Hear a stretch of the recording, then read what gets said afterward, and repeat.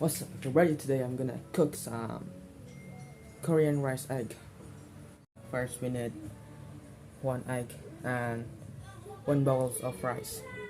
Okay, so first we need to take 1 egg. Yeah, there's 1 left egg, so I have no choice.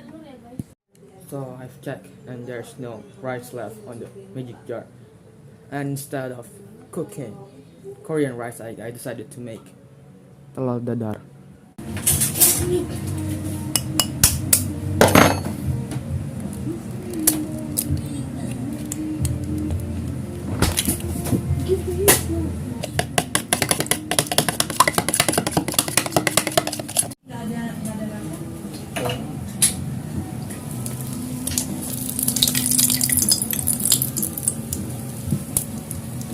Pero ako na sa biga.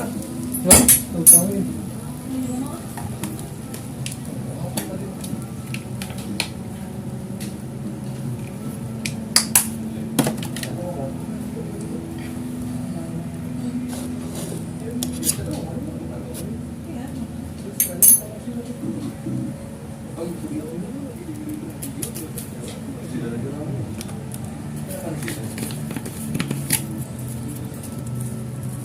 Bang, ada lomba bang, ikutan nggak bang?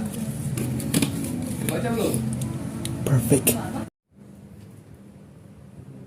And that's how you make telur dadar in just 13 seconds.